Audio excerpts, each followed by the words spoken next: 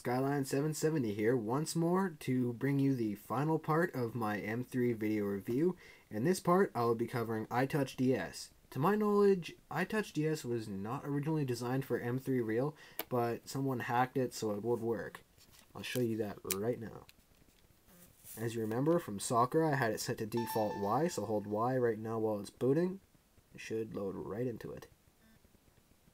Here we are. Now, when you boot up iTouchDS, you get to a menu right here. It's iCard, iFave, and iGame. iCard is basically your file browser. iGame shows the NDS folder of your card. And iFave is your favorites list. You can change that there. This little light bulb up here, your brightness toggle. Come on. There we go. A little bit sensitive. There we are. Now then, iCard, I'll show you that right now. The file browser, you can drag to scroll a little bit, touch the button, touch the slider. It's fairly, well, choppy and all that. Now, one thing that I love iTouchDS for is its homebrew compatibility. It works completely slick. For example, I'll show you Pocket Physics. It's got a nice little transition effect there. And Pocket Physics boots up just how it should.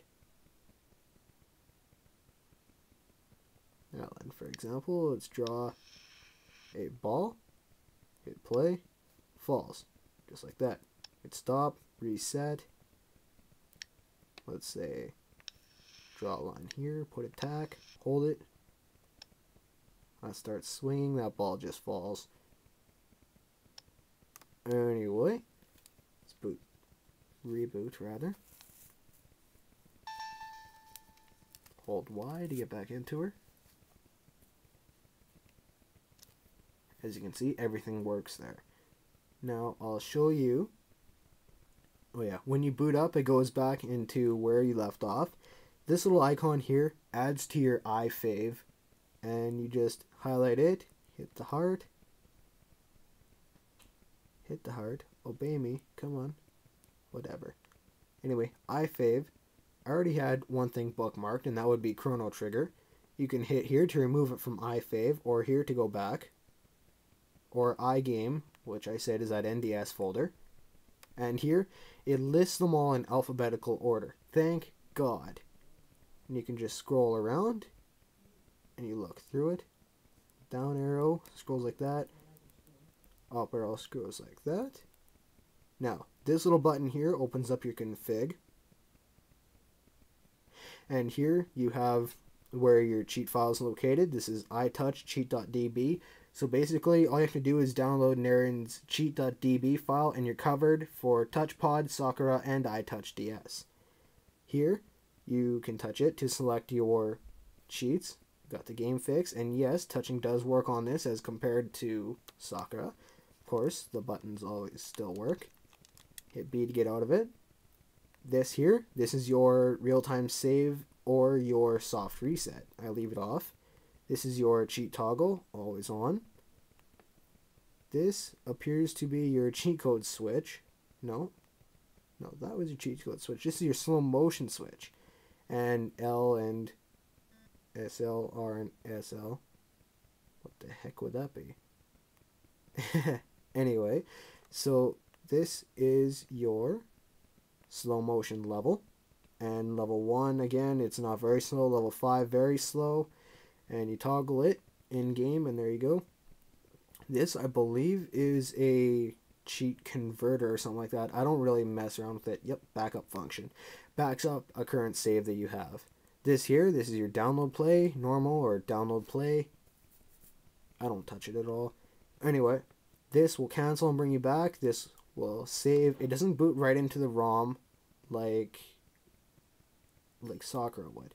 Anyway, hit this for iFave. Added it there. For example, I'll touch this here too. Add it to iFave. Now you can just touch it and then touch it again to boot into it, but I'll show you iFave as I showed before. I added 2 to the list. It doesn't show their name there for some unknown reason. I don't know why, but everything works. Just touch it and it boots. This game that I'm showing right now is Dementium the Ward. It's kind of fun. If you like, well, if you're a fan of Resident Evil, you'll really like this one. It's all about being in a, I believe, an insane asylum, and I have no clue what the hell has happened, but it's nice and bloody and gory, and you're gonna love it.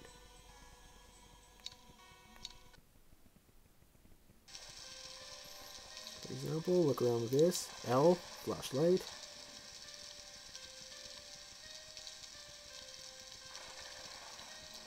Double tap up. Let's get to running here.